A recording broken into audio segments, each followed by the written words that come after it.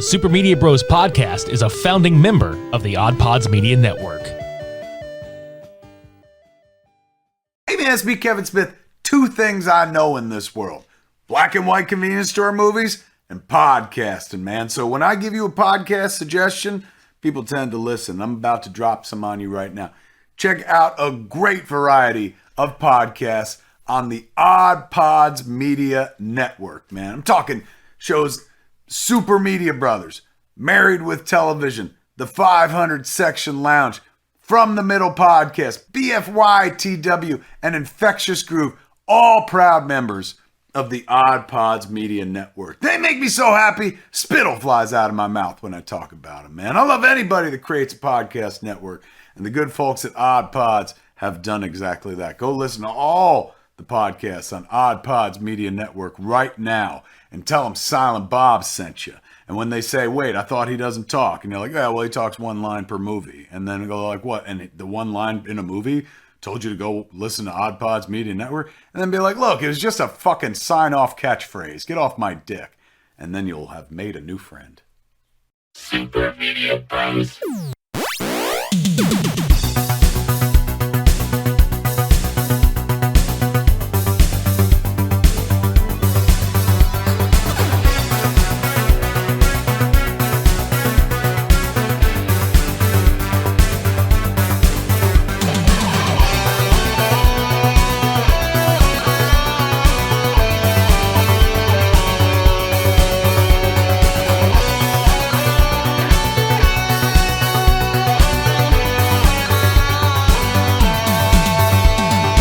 What a movie.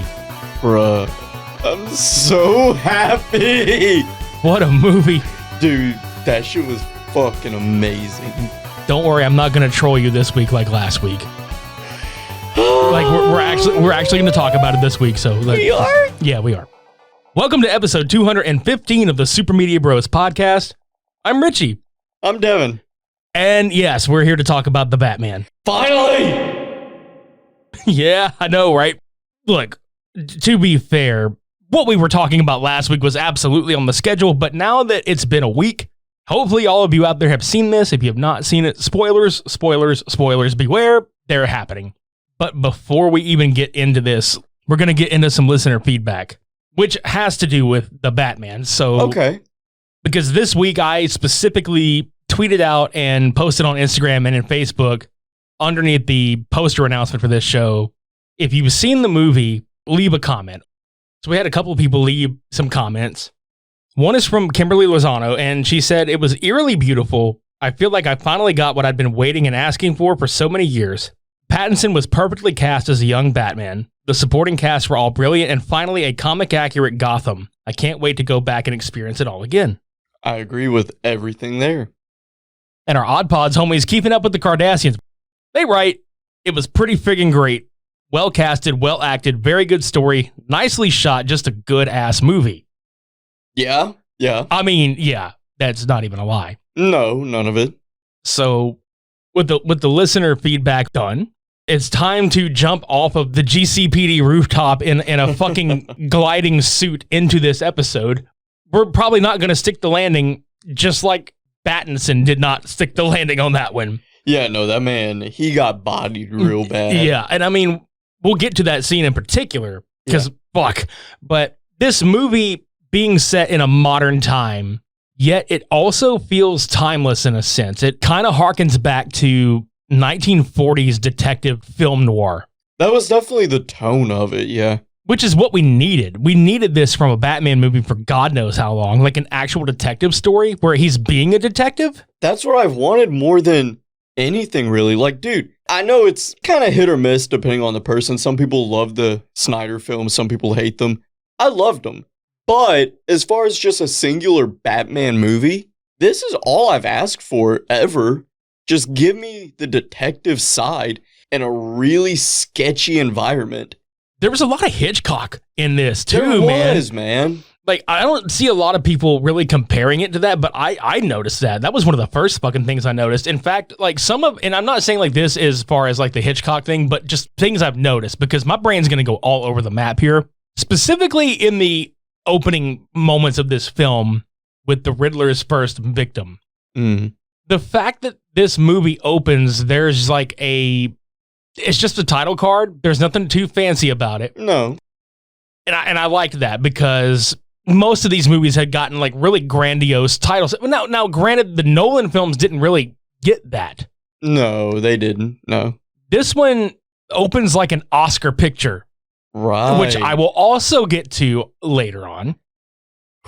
But just opening with the goggles and the breathing. Oh my God, dude. And that's the thing. Whenever it opened up, I thought maybe it was like Bruce Wayne doing some detective work or something. And that was the setup. Dude, only to find out that it was actually Riddler himself. I was like, bruh, this is insane. Which, yeah, hats off, like, before we even get into it, hats off to Paul Dano for just, goddamn, what a fantastic performance. As usual with him, by the way. Like, Prisoners, oh my God, I love that fucking movie. Right. And this murder takes place on Halloween, which was immediately a long Halloween kind of start.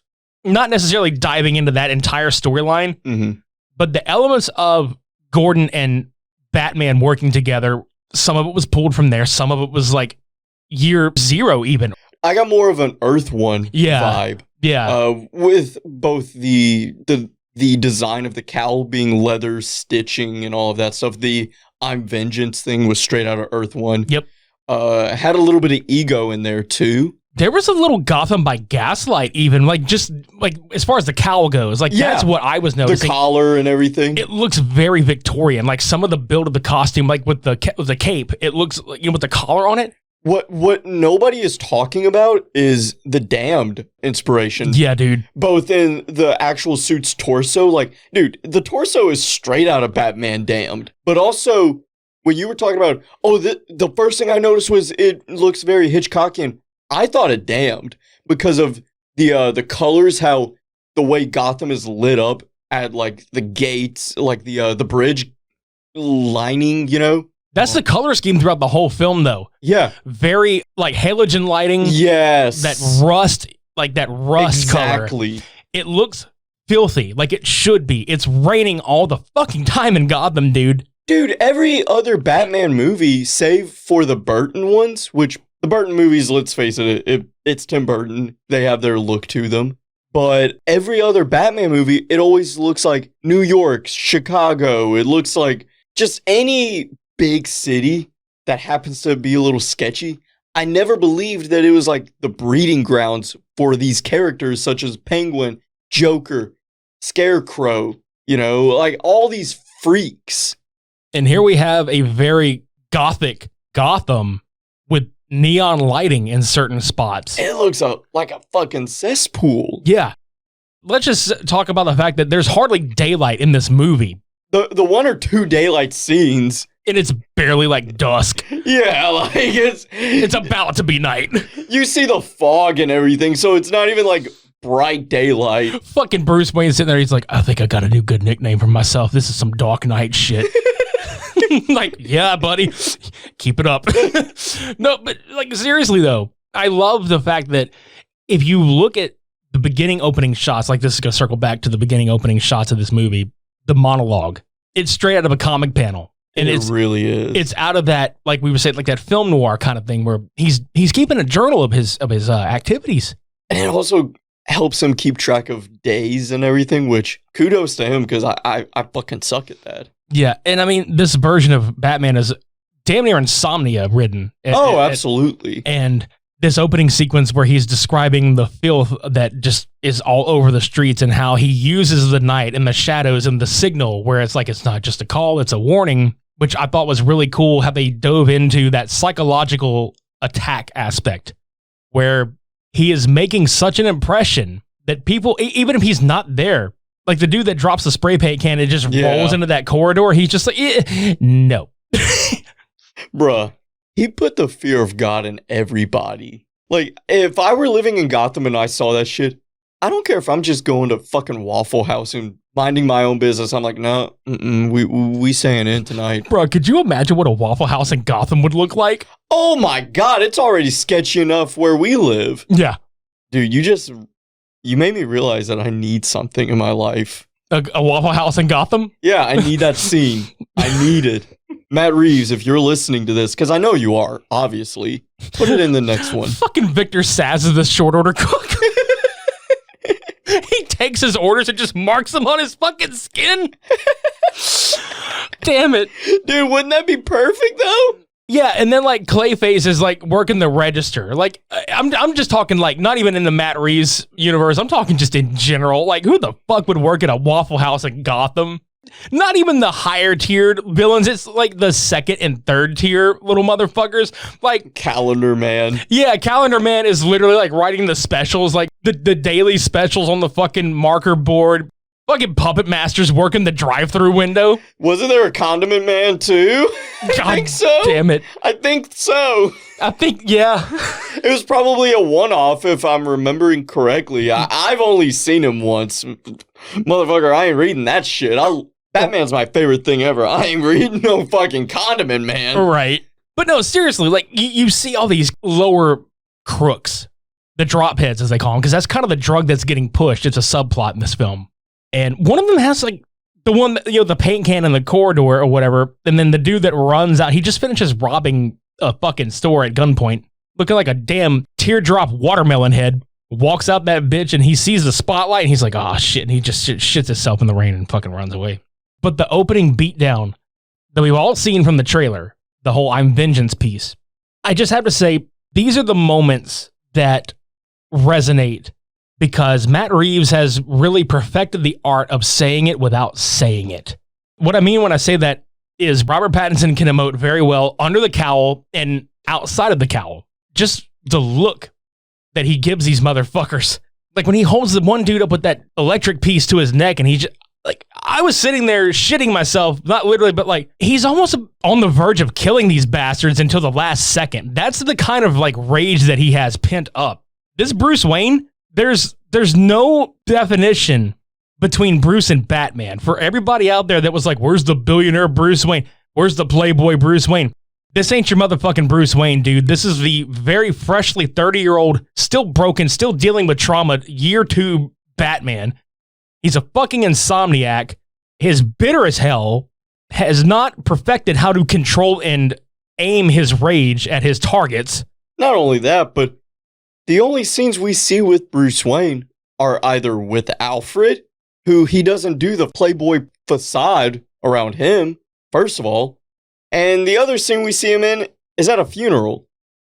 You want to see Bruce Wayne wasted with hookers at a funeral?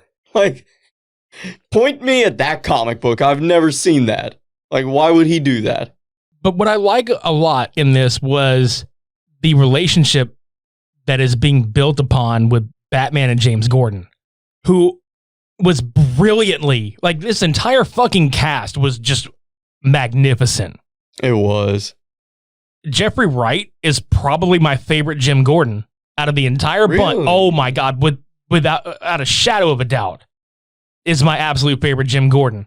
He wasn't just there to just fill a role. A lot of people probably are going to throw the whole, oh, that's sacrilege. And did you even watch Gary Oldman? Yes, I watched Gary Oldman play Gordon, who did a great job. But I couldn't help the feeling of looking at that performance and going, he still feels corrupt. Okay. Because he comes off like he's doing the right thing, but he doesn't go to bat for Batman, pun intended, totally there, as much as this one. That's fair. Look at the police officers when he enters that crime scene. They don't even want him there. Yeah.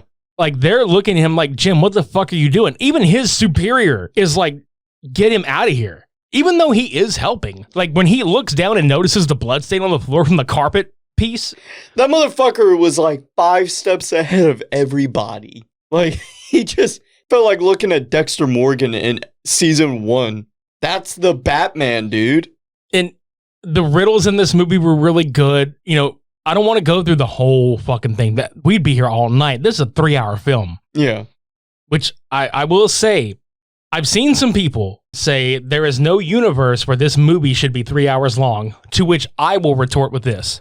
You cannot sit there in the same breath and say how much you loved Zack Snyder's Justice League if you're going to say that about this movie. Yeah. This movie needed to be this long because All the storylines that got put in place were wrapped up. Mm-hmm. It did character building without the fucking origin story, which would have taken up at least the first half hour of this movie. We don't need it. We know the Batman. We know the fucking origin. We know where he came from. This is different. This is a slow burn detective film. If you want, and I'm saying this to a general audience, if you want an hour and a half movie, go watch the 2 movies we covered last week. Because I'm not even sorry what I'm about to say. This is the Batman movie that deserved to be 3 hours long, not The Dark Knight Rises. The Dark Knight Rises, I felt like was a lot of filler. Yeah, I mean, and that's The Dark Knight was my favorite movie for like years. I ate, slept, breathed that movie. Rises was not quite as good. If gun to my head, I would say it was the less of the 3 films. But even still, like, that's like pretty high standards. Right. I'm not even sitting here like bashing The Dark Knight Rises as a film. But if you're looking at that specific trilogy, in my mind, and I'm talking about like my favorite to least favorite, it's The Dark Knight, then Batman Begins, and then Rises. Same. Kind of like with you, it's not so much that it's saying that it's the worst in the trilogy is unfair. It's just the least good. Right. But yeah, there was some stuff that we definitely could have cut out. Particularly, like, it was very Bruce Wayne heavy. And I understand why. I totally understand. But at the same point, some of the Bruce Wayne could have been cut out. Yeah. Which this film, the Batman makes up for in fucking droves. Good God, it does. You get the most Batman in costume screen time than I think probably every other movie combined, if we're really being honest here. I'm not saying that is an accurate statement, but that's how it feels. And kudos to Pattinson. That man is not afraid to wear the cowl. Because in every comic book movie you see, you've got like 14 different shots of him ripping off the mask, ripping off this, whatever. Every superhero movie. That's what I'm saying, dude. Like, it is not even just like DC, it's like Marvel too. Like, yeah. we got to make sure that we get their heads in the shot because we're paying the actor to be as good as the most recent Spider-Man movie is. Hell, as good as all the Marvel films have been, the masked characters still take their shit off. Way too often for my taste. Like, I it's a nitpick at that point. It's silly. It's up there with, like, for me personally, I would love to see a Batman movie where he has white eyes on the cowl. You know? It's the same thing with, like what you said, Spider-Man taking his mask off. That point I'm nitpicking, but if I had it my way, it'd be a little different. Pattinson was like, no, bitch, I'm fucking Batman. Let me be Batman. Yeah, exactly. And another cool thing they kind of address, speaking of eyes, is that they actually address that he puts on the fucking black eye makeup. Dude, that was such a small detail that they didn't have to go into, but they did, and I'm so happy. Yeah, because there's a particular shot in my favorite Michael Keaton Batman movie, Batman Returns, where he's talking to Catwoman. I know the shot, yeah. And then it cuts to her, and then it cuts back to him, and the makeup is gone so he can rip his mask off. And I'm like, stop pretending like we didn't see that shit. Yeah. It's okay to wear black makeup. What's crazy is I believe it was one of the Christopher Nolan movies where there was a deleted scene where Bruce was about to go to some kind of party or something, and he still had the black eye makeup. And they cut it out. Would have been funny. Yeah, like, that's a nice little... It's a moment of levity and attention to detail. You would think that Nolan would have been all about that, but I don't know. A lot of things about this movie come to mind. The Gotham City itself being a character. Like, that's kind of how we were describing earlier, how it feels alive, and it feels like it's the breeding ground for all this trash, if we're like looking for a good word. You've got a whole handful of people. You got Falcone, the Penguin, Catwoman, Riddler. You have all these people, but I like how they played their parts. Catwoman was this is a perfect Catwoman. This is the perfect Catwoman of every goddamn movie that's been done. And I loved Michelle Pfeiffer. Oh, we all do. Zoe Kravitz just nails it. However, the Penguin, I want to talk about the Penguin. Go ahead. Bruh, the fact that you can just, and that goes with everybody that we are talking about as far as the actor disappearing into the roles. I don't think anybody did it as well as Colin Farrell as the Penguin, though. That son of a bitch stole the scene every time he was on camera. Dude, I don't even know if he realized that. Bro, just fucking look at him, dude. He looks straight out of a comic book panel. He looks right out of the Arkham games, dude. It was amazing. Like, I'm telling you right now, this movie is winning at least that Oscar for makeup. It's got to. And, dude, John Turturro playing Falcone. So good. You got to understand, everybody out there. The dude's been in some pretty good movies, but my first John Turturro film that I remember vividly was Mr. Deeds with Adam Sandler. Ooh, yeah. He's the Let Me Change Your Socks guy. I think mine was Transformers, probably. Yeah, that sounds about right. It's the first one that I remember. Right, and I'm not saying that I don't remember his work with the Coen brothers or with Spike Lee or any of these guys. Right, and I did get to watch those later on, but right, like, you look at the guy and you mostly think, he's this really, like, goofy, fun-loving dude, but then he comes in and he plays a very good, like, deeply sinister mob guy. That is what makes him a lot more intimidating, is because he has the nice guy-looking demeanor, but he's an evil motherfucker. Which is exactly what that character needs. Yeah. And a lot of people kind of were not necessarily shitting on Andy Serkis as Alfred, but they couldn't buy him as Alfred, which I'm sitting here going, no. If I'm not mistaken, and tell me if I'm wrong, okay, but I feel like I remember there being a version of Alfred that was once like a Green Beret, or he was some type of like army-trained person or some sort. Again, Earth 1. Thank you. In Earth 1, he trained Bruce to fight. That is what this movie implied. I don't know if you caught that or not. I did. I also read the prequel novel that Warner Brothers did confirm is canon. Bruce Wayne would go as a young man to different colleges. Best of the best college, like depending on the subject. So, just for argument, Yale specifies in math. Oh, so I'm going to go learn math at Yale. Harvard specializes in science. So I'm going to go to science at Harvard, you know? Yep. And that's what his major would be. And they said in that book, as he was traveling, not only the country, but the world, he would study that country's martial arts as well. So he learned all of his different tactics and everything and subjects worldwide, traveling, experiencing all this shit. And here's what I love the most about what you just said with all that information. When he puts the suit on, the suit is bulletproof. Mm-hmm. The only part that is really soft on that suit is the cowl. Also, he's not the most perfect combatant. He's very much a brawler in this one. He doesn't really do a lot of the, and I'm using this term quite loosely, he doesn't do a lot of the theatrical combat that he is known for in the comics, in the cartoons, and the other movies that have happened. But I like that. Yeah. Because this Batman is imperfect. He's not peak mental level yet. He's not peak physical level yet. But you can tell he's getting there. And I like they're going to let that kind of play out, and he's going to display that as these films and the universe rolls on. It makes this Batman emotionally and physically vulnerable. Really think about that for a minute. You don't necessarily see a physical or vulnerable Batman. Like, really. You have in certain comic runs, and you have in maybe the animated series, especially Mask of the Phantasm.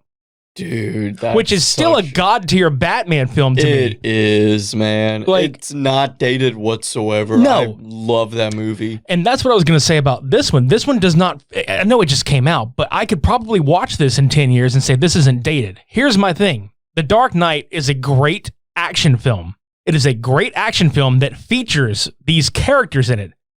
This is like Christopher Nolan's version of Heat. Mm-hmm. This is Christopher Nolan's version of like that 90s action film. Not so much detective, more on the action. What I'm going to say about this Batman film, I really 100% mean. This movie is better than The Dark Knight. I know I probably just made a lot of people red-assed out there, but I'm going to say it again. The Batman is better than The Dark Knight. To that point, I say, The Dark Knight is not a good Batman movie. The Dark Knight is a good Joker movie. Yeah, and here's something that I want to bring up with all of that, is Joker, okay? I have to sit back, because like I said, that was my favorite movie over a decade. If you were to have replaced Heath Ledger's Joker, you kept all of the mannerisms, all of the dialogue the same, but you replaced the performer, we would have a completely different thing here. And I understand that it's an actor, so that's stripping away a huge chunk. But still, you know, these are two movies, so they both have a musical score. They both have acting, cinematography, this and that. Pound for pound, if you change that one actor, what do you... I think it's not even up for debate. The Batman would beat it. The only reason there is a debate is because of Ledger. Let's look at Zack Snyder's Watchman. All right, fantastic comic book. My all-time favorite. A lot of people's all-time favorite. The movie is fairly accurate. To me, they got all of the events down for the most part, but they didn't realize why those events transpired. It wasn't quite as ambiguous, but for the most part, that was very, very accurate. Very well shot, too. Absolutely. So what happened? Silk Spectre kind of sucked. So let's put that into The Dark Knight. Let's give a subpar performance from Joker. That movie ain't as good anymore. Correct. And to piggyback off of your point, Ledger gave an iconic performance. But was this performance as hailed as it was because it was the performance, or is it because he died? I know that's very controversial to say. I don't even want to get into that, man. No, I'm going to say it. I think the movie, if he were still alive when it came out, I think the movie does great. I think the movie was elevated even more because a lot of people said that he died because of disappearing into that role so much, which there are photos of him having fun in between sets. So I have to say that I don't think he necessarily disappeared into the role too hard, while I will admit it probably took a lot out of him to method act some of that shit. Mm-hmm. Does the movie become as popular without his death? Sure it does. Does it make as much money? Probably not. I really feel like that, and it's a sad thing to say, but it definitely elevated that film to a higher spot. Now, notwithstanding, it's a great film. Absolutely. But The Batman is better in a lot of ways. It is even more grounded in reality than The Dark Knight, because people were like, why are they grounding this one in the reality like Christian Bale and Christopher Nolan did? No, motherfucker. This is even more grounded in reality. Look at the fucking gadgets, or the lack of gadgets. Right. This man still has money at his disposal, but look at the Batmobile. Look at the fact that he's riding a motorcycle most of the film. Look at the fact that he didn't even, the fucker hyperventilates before he jumps off the Gotham PD roof. Mm-hmm. This means that he hasn't tested nearly half of this shit out yet, and he's doing it on the run, on the fly, which I want to jump into that sequence. I loved it. It was a fucking, flying squirrel suit, essentially. Yeah, dude, but I'm talking about the events leading up to that. He goes in to help solve a riddle because of the bomb that is attached to Coulson's neck. Great scene, great use of, the whole FaceTime kind of shit, and the riddles were great, but the intensity of it is that the dude would have rather died than give up the name of the guy that ratted out Maroni. So you're thinking, okay, this is about to get even deeper into the fucking rabbit hole here. The bomb goes off. It just knocks Batman into unconsciousness. He wakes up in a holding cell surrounded by every corrupt police officer and Jim Gordon. When they try to take his goddamn cowl off, it's like he's just barely out of it, but that was just like some smelling salt for him, dude. As soon as somebody touched his little ear, he was like, oh, fuck no. He just gets up and he's ready to beat the shit out of somebody. But what a fucking intense scene. He's locked in there with all these people who, for all intents and purposes, could have just ganged up on him and just yanked that bitch off. Somehow, Gordon is like, let me talk to him. But there's a scene in there where Pattinson starts getting almost like teary-eyed looking at Gordon because he starts thinking that he is corrupt too. Mm-hmm. That's the emoting I'm talking about. That's the storytelling that I'm talking about. Because if you don't know anything about this going into it, you would believe for a split second that he's also just as corrupt as the rest of this damn precinct. But he gets them all out of the room. And I love this dialogue between he's got that whole, like, he's keeping his lips damn near shut, and he's just like, I gotta get you out of here. And he sounds like Macho Man Savage in a way, and it was kind of funny. He's like, yeah, I gotta get you out of here. You gotta snap into my face like a Slim Jim. Can you punch me really hard? Yes. Dude, I fucking loved that shit so much. Because he fucking decks the shit out of him. He just fucking... Dude. And Gordon just right on the goddamn ground. Dude, and here's the thing. Fucking Gordon later on is like, could have pulled your punches. I did. He's like, I did. And I'm like, motherfucker, no you didn't. I seen you rear back. I seen it. Motherfucker, you liked it too. And Gordon, the rest of the fucking movie's got a fucking swole ass jaw. He looks like half a chipmunk. I would have loved it if he was just walking around the entire rest of the movie holding an ice pack to it like, man, fuck you.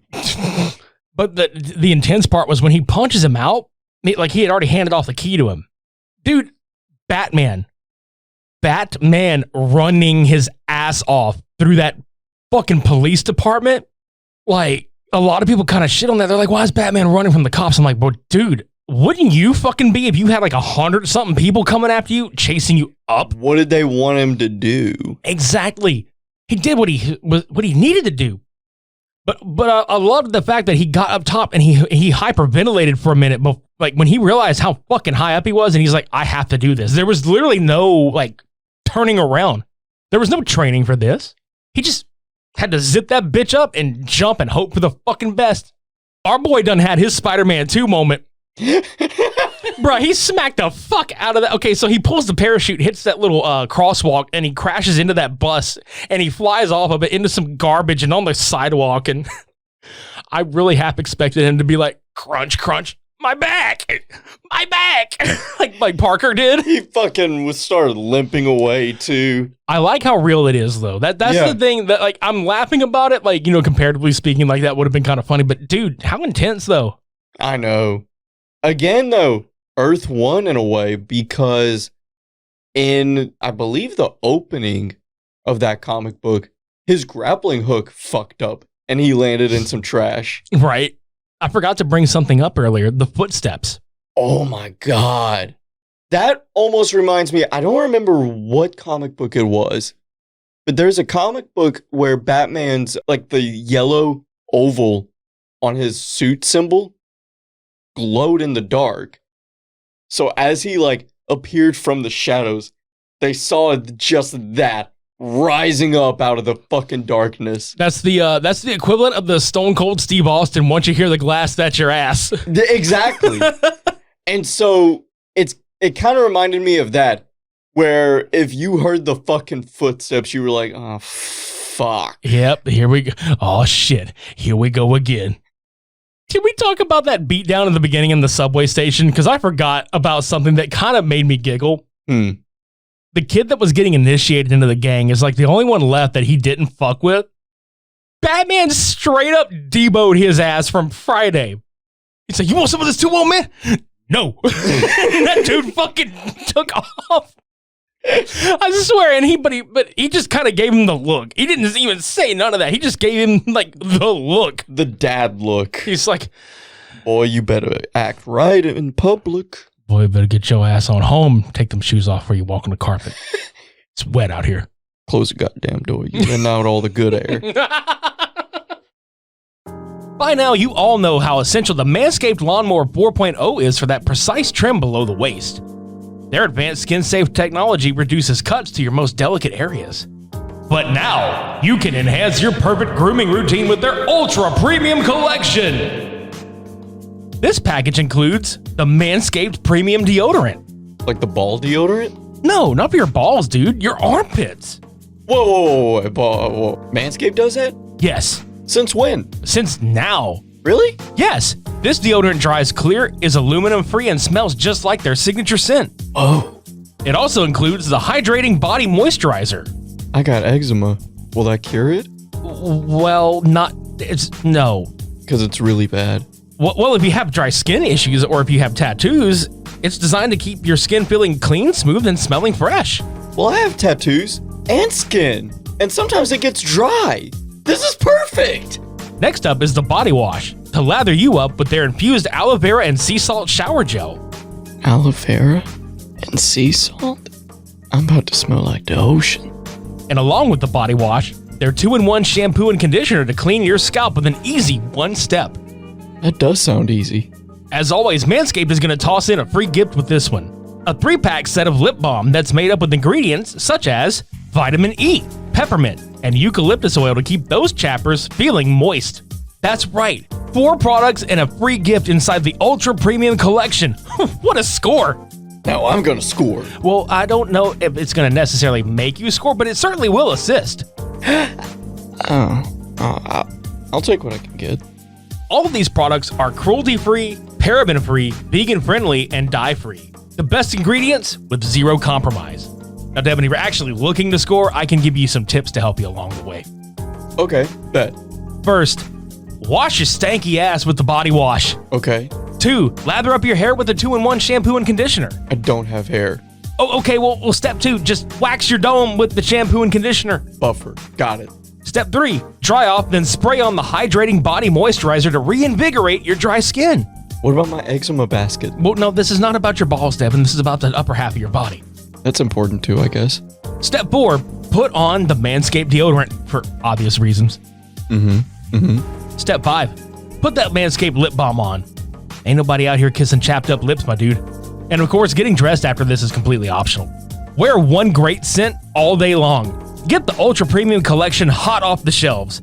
And you can use our code SUPER and get 20% off plus free shipping at manscaped.com. It's almost a quarter. Not quite, but Almost. that's 20% off plus free shipping at manscaped.com with our code SUPER. Are you sure it's not a quarter? Yes, I'm sure it's not a quarter. Well, with the free shipping and everything, it might. No, it's 20% off plus free shipping with our code SUPER at manscaped.com. It's not a quarter! All right, guys, sorry about that. The power of attraction is now in a bottle thanks to Manscaped.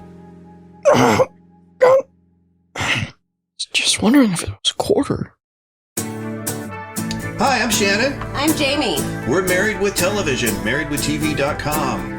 We are a couple of Hollywood normies on the outskirts of the film and TV industry, and we talk about our favorite TV shows, music, and movies, and sometimes they talk back to us. Sometimes I do.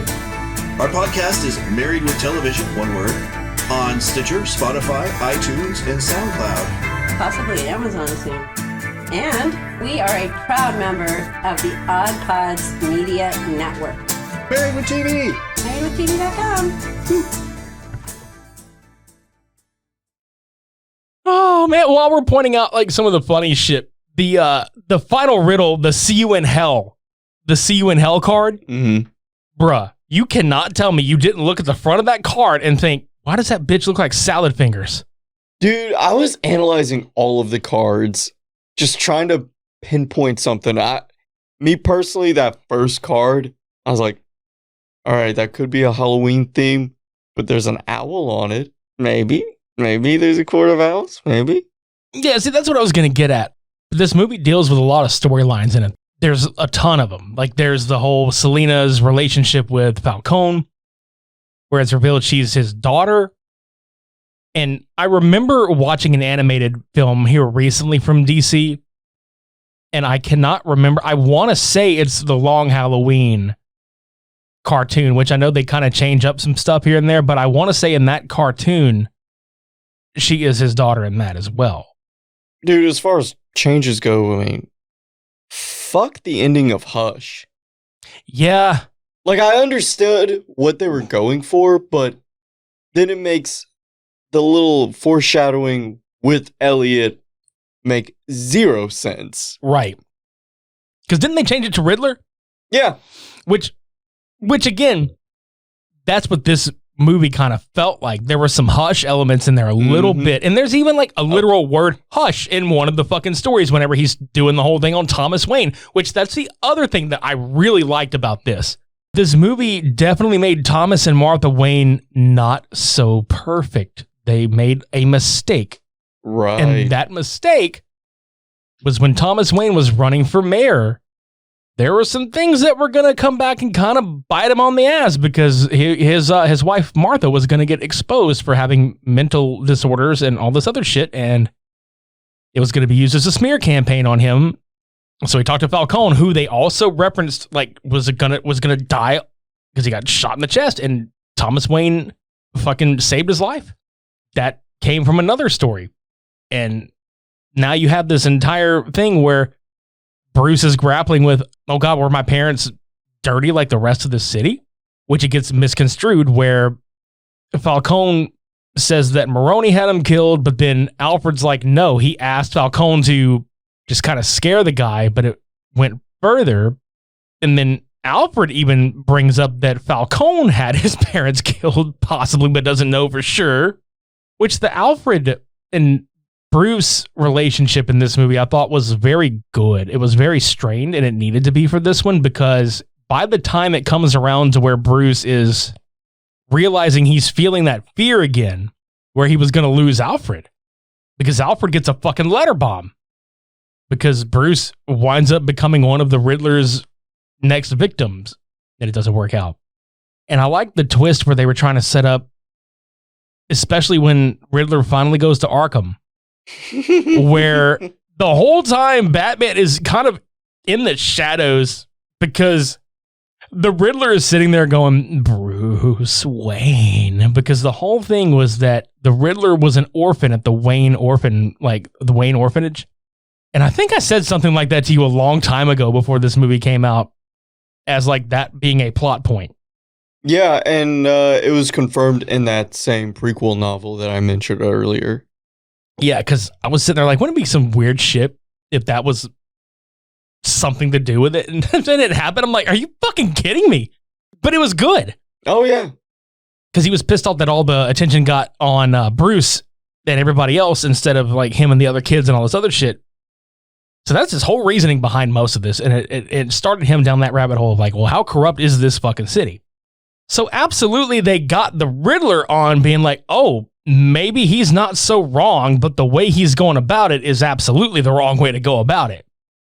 Now, in this sequence, they have it set up where it seems like the Riddler knows that Bruce Wayne is Batman, but the way he reveals that he doesn't know that it's Batman is kind of funny because he keeps saying his name like he's taunting him in the corner right there, but then he starts talking about how Bruce Wayne, in third person, mind you, is like, yeah, Bruce Wayne did this and Bruce Wayne is that, blah, blah, blah, and you're like, oh, he doesn't know. And that's when Batman just kind of comes out of the shadow, sits down finally. He's sitting there like, well, I know you ain't shit now. Yeah, dude. Ow, face you. Oh, question mark head ass motherfucker. But that scene is really intense. And a lot of people were like, well, it's kind of like the whole interrogation room. It's nothing like the interrogation room to me. It's nothing like that. No, because in that scene, Joker was taunting Batman to kill him right then and there. And you believed that he could have. Yep. In this scene, you knew he wasn't going to because of the glass. That was never the issue. It was just a psychological thing. Nobody was in any physical peril. No, but it didn't make that scene any less intense, though, dude. My God. Like, the first time I watched that scene in context, because what happens is all the riddles supposedly get solved except for one, because Riddler's sitting there like, I thought you figured it out, because the Riddler wanted to team with Batman and he wanted them to sit in Arkham while his final plan went to play.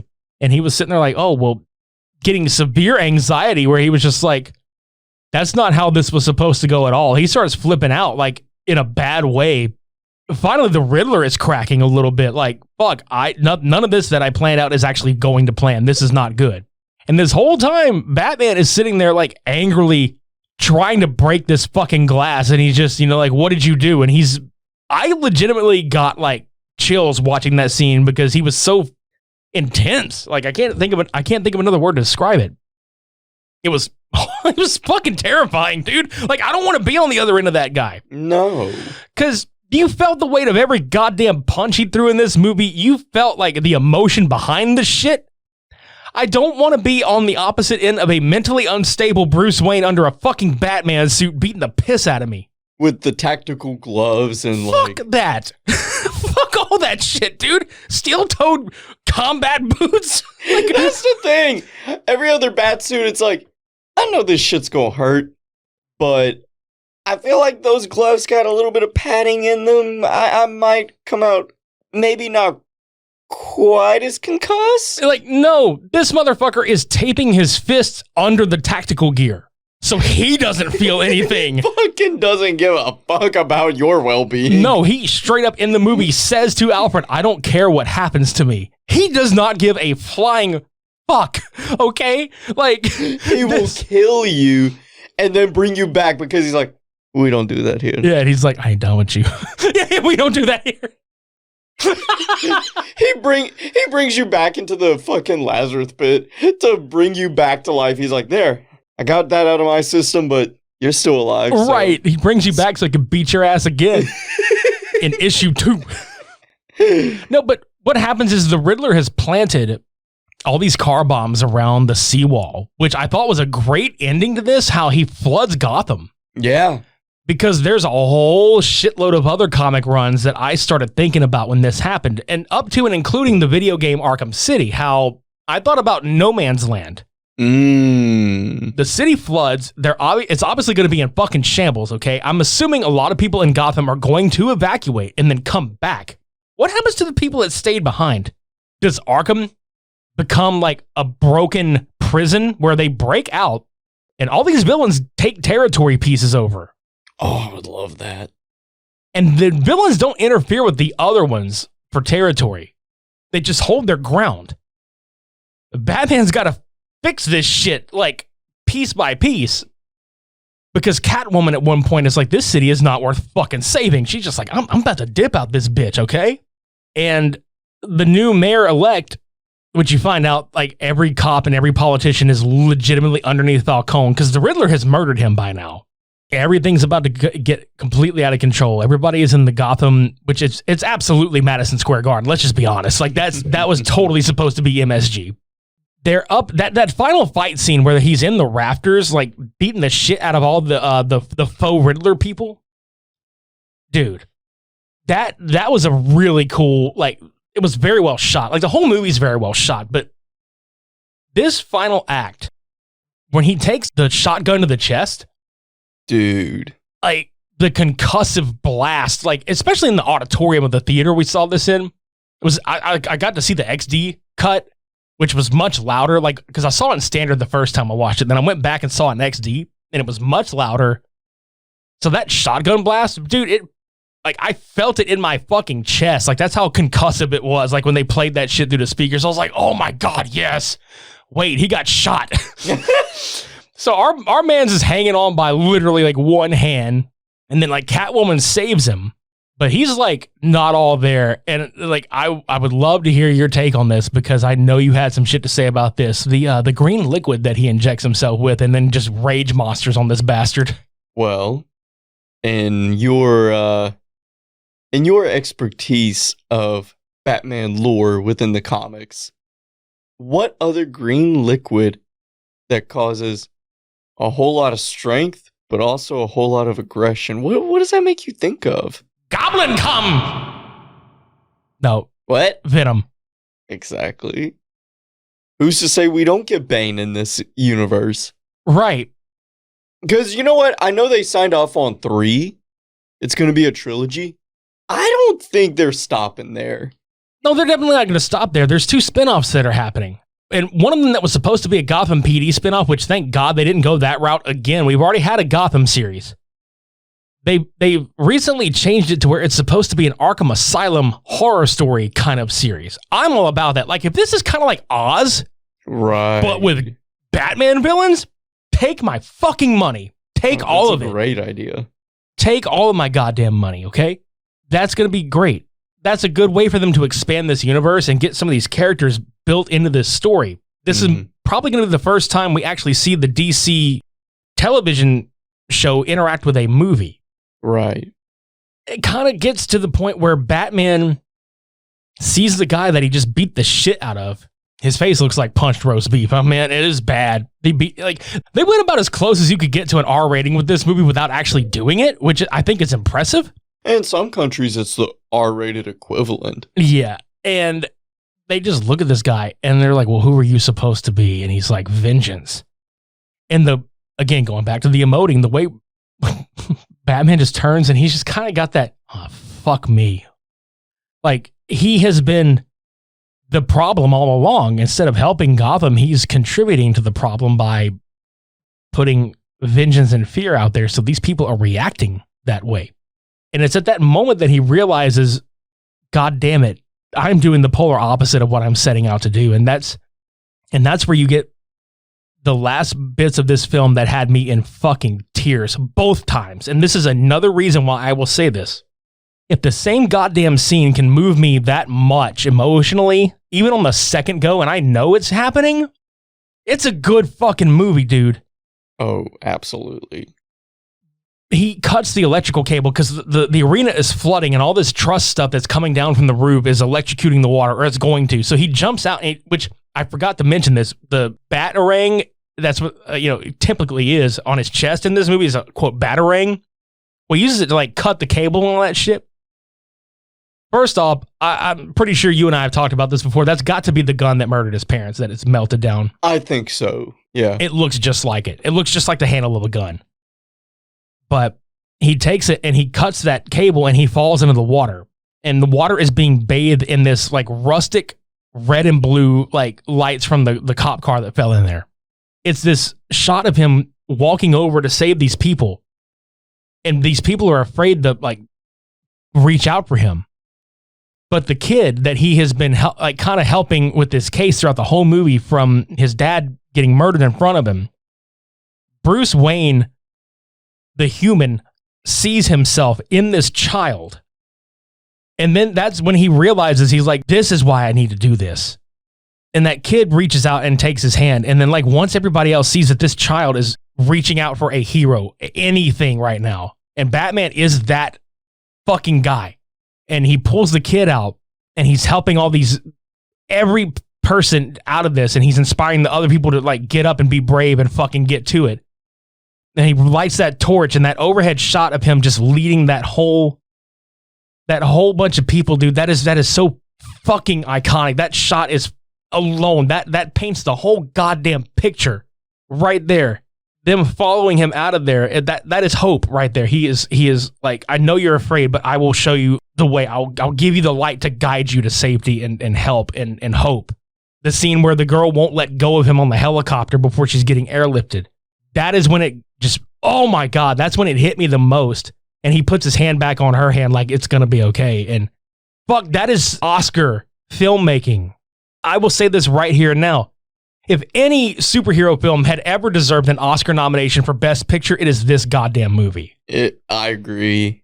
It's so fucking amazing. It is written, shot, edited, acted to perfection in every fucking way.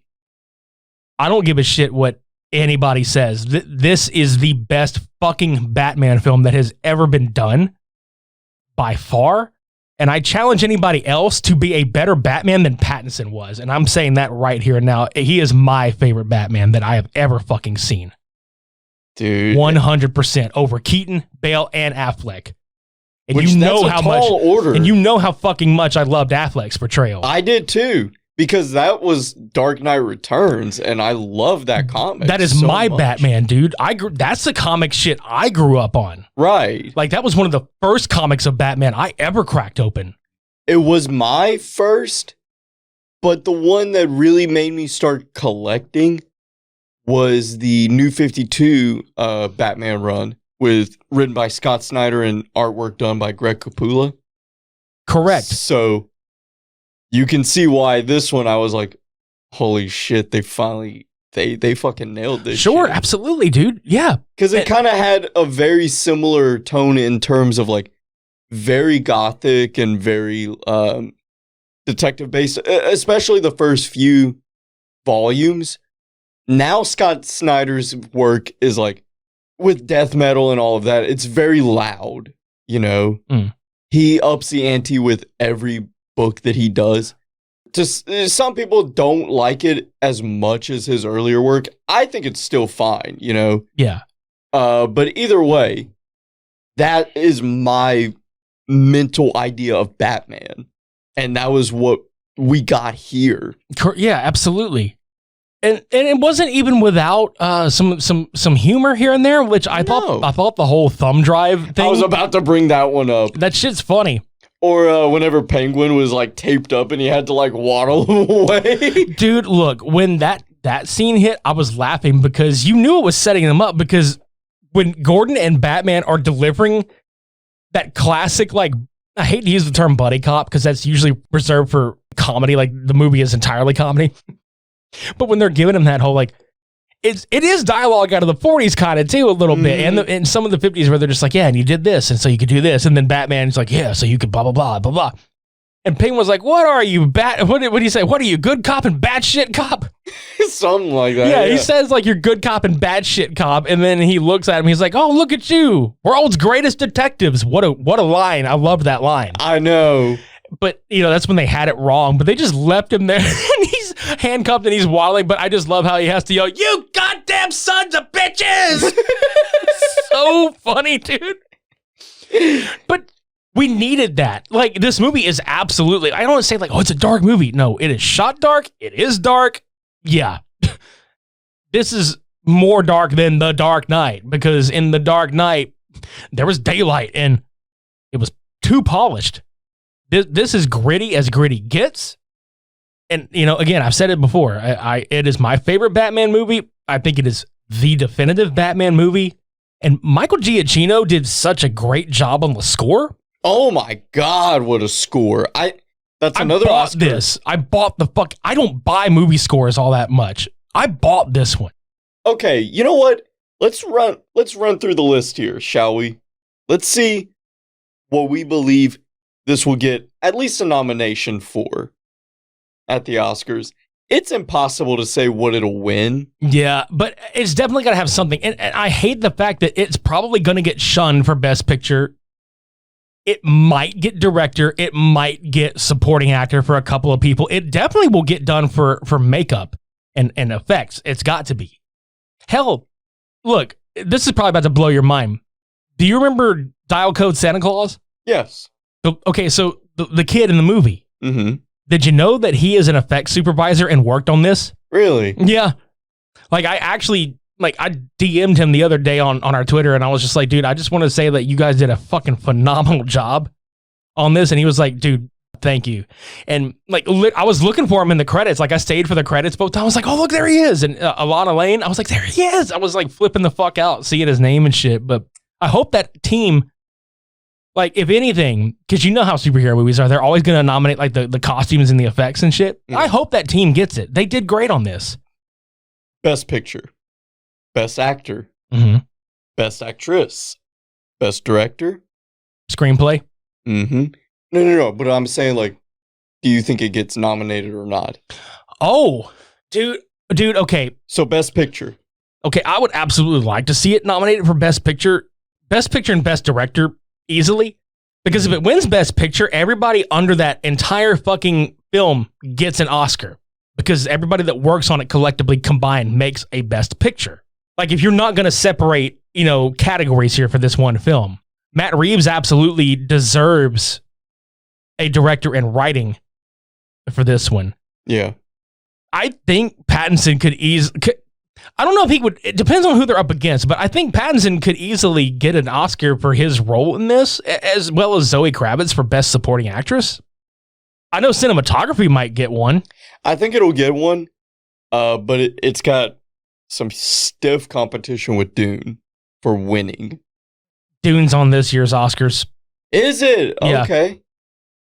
Yeah, Shit, so you're this- right. so this- December. Yeah, December. so this will go into the 2023 Oscars. Okay. So it just depends on what else comes out this year, dude. That's what I'm saying. Like this movie is gonna have some competition. Best original score, screenplay, costume design, visual effects, makeup and hairstyling, cinematography, film editing, production design. That's one that we didn't talk about, production design. It's true though, man. Sound? Yeah, that's what I'm getting at, dude. Like everything about this movie was so good. And as far as the sound and production design, we didn't even get into the fucking car chase with the Batmobile and the Penguin. What else is there to even say, dude? Intensity. Like- Flat out intensity. Like what I love about it is that you forget the Batmobile was even being worked on. When that scene happens and you hear that high end revving happening where that fucking turbine jet is getting warmed up and he's revving the engine on that bitch. I do have to kind of admit it was a little hilarious that when he goes to take off, it just dies on him real quick. I was like, oh. I know. But that goes back to the whole like roof jump scene and a lot of the other things that he hasn't road tested a lot of this shit yet. Like this is kind of his first go. My man's done demolition derby the fuck out of some of these bastards on the way to do this. And the fact that he jumped through that goddamn explosion and back right behind Penguin and just, dude, he fucked that car up. Yeah. The one Penguin was in, he fucked that car up so It's bad. totaled. But what a shot of him walking through that fire coming God. Jesus Christ, dude. And then you do have to laugh when he's just kind of like peeking down. When he's, when he's bending over and he's just like, he didn't even do this in the movie, but it'd be really hilarious if like there's a cut somewhere where he's just bending down and you just hear this, you just hear, this suit is really fucking heavy. He's just like, don't make me sit down here for this long. He just yoinks him out and shit. Like he just creepily stared at him like, this Kevlar heavy as fuck, my dude. You made me wreck my car, my baby. It's like, you know how long it's gonna take to pull the dents out of this motherfucker. One more thing before we go. This movie was set in 2021, meaning Batman's parents died in 2001. What movie was this motherfucker seeing with his parents? Ooh.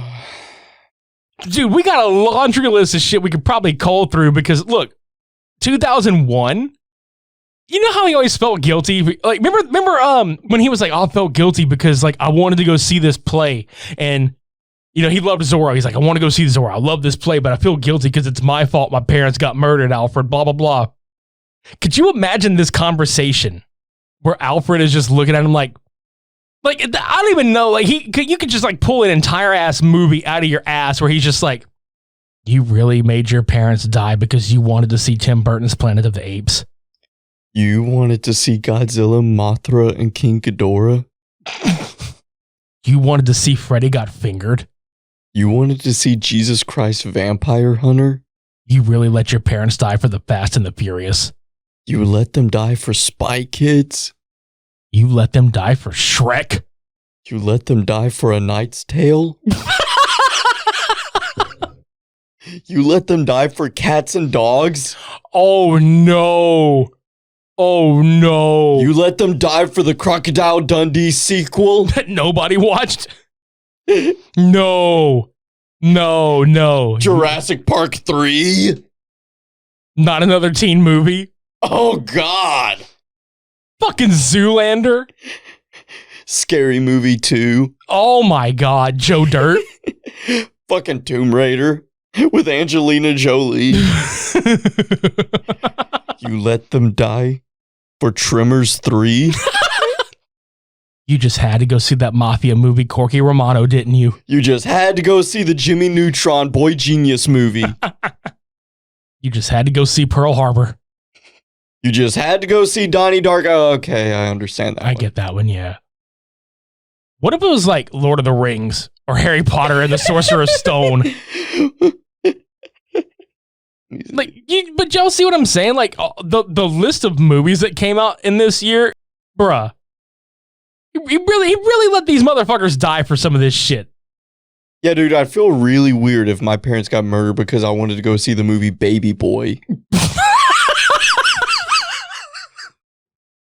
it the one with Tyrese? Yeah.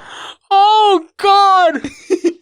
On God, I would see that DVD at Kroger back in the day for years, just sitting there in the little, like... Collecting dust. Yeah, because you know that one little DVD rack that, like, you can spin it, you know, like a sunglass rack? Yeah. Yeah, it had one of those. Baby Boy was there every fucking time. That and the Ice Cube movie, First Sunday or something like that. You know what I'm talking about? Yep. Jesus fucking Christ. Yeah, just imagine that. A little baby Bruce Wayne being like, wanna go see Baby Boy? And then they got fucking shot. But yeah, I cannot believe. Like the amount of movies that were out in 2001 that could have possibly been the film he went to see with his parents. This is so good. Bruh. Like, look, guys out there, you know we couldn't get through this and not inject a little bit of humor into the motherfucker. Come on now. Whenever you suggested it, I was like, I don't know how we can do that, but we'll try. And yet here we are, going down a rabbit hole of movies that we vaguely remember from 21 years ago. I do have one final thought, not in that realm, but something that I was going to make a point of. And this is kind of harkening back to the whole this versus the Nolan verse kind of thing. One final hot take to send these motherfuckers home happy or pissed, whatever. Oh, Lord. Okay. The Batman is everything Batman Begins wishes it could have been, and it did The Dark Knight better than The Dark Knight did The Dark Knight. All in one movie. You're fucking right. So, again, 3 hours? You're goddamn right it needed to be 3 hours. I honestly wouldn't have changed anything about this movie. Nope. And let's go ahead and touch, like, one final bit on the Joker. I'm curious. I am too, because Barry Keoghan is a really accomplished actor. Absolutely. And he looks like he could do this justice. And just the little bit that we saw of his face, I don't know if you noticed this, but I sure the fuck did. His teeth were very visible. Mm-hmm. I don't think that was a coincidence. This might be New 52 Joker, dude. Ooh, you think he's got like the face mask? Probably. Like the way the teeth were shown and the skin peeled back. I mean, it might have been, it looked like shit was kind of carved away. Not Chelsea Grin like Joker from Dark Knight, but there was no belt strap. But what if some of his face was like scarred in that position? Like he did it to himself, or he's wearing a piece of something. I don't know. But it was subtle. They didn't even call him Joker in the movie. They just kind of credit him as like, what was it? It was like unnamed prisoner or something. Yeah, like they didn't even say Joker, but come on, unseen Arkham prisoner. Come on, that is Joker. Like the laugh and everything. And I know that a lot of people said it took them out of the scene. I didn't think it took us out. If anything, for me, that's how a comic panel would end, man. Yeah. As far as that scene goes, it came out of nowhere as a scene. You know, gun to my head, I might have cut it out, might not have. I'm assuming they had test screenings, and I'm sure the audiences popped for it. They did. That's why they left it in. Yeah, but, so I don't blame them. Yeah, same. Because my whole point being is that it is ending like a comic book would end, where I know people were like, oh, I wanted this to be standalone. Well, cool. You know, if you wanted a standalone, it could also be a standalone, as in like, oh, there's other people out there. That's the whole point I got of this, was they're saying, hey, there's other characters in this universe that are already here. And that's another thing. None of the, I mean, obviously with Falcone, but he got killed by Riddler. None of the arc villains in this, like Riddler, Penguin, nobody died. Mm-hmm. And also, so they're plotting. Yeah. And a final piece of trivia that I know you probably will notice after I say it. And if anybody out there watched the Adam West Batman from 1966, this is the first Batman film in over 50 fucking years that has had Riddler, Joker, Penguin, and Catwoman in the same goddamn movie. Which is insane. As far as Joker goes, though, curious to see how that winds up. I'd love to see him build his army behind the fucking gates of Arkham. And then, I know. And then the third movie is where he unleashes his shit. I don't know, because I'll be honest, I've known for a while that he was in the movie. Same. It's the worst kept secret ever. Yeah. But it was conflicting reports on who he was. Right. I personally had my heart set on him being Mad Hatter because the actor himself looks like him. Yeah. But that's not to discredit him as Joker. It's just like, in my mind, that's who he was. Yeah. And I think right now, the focus is who's going to be the main villain in the second one. I don't want to get too far into it. I will just say that I know Matt Reeves has already stated that he has the perfect grounded outline for Mr. Freeze. Which would be excellent.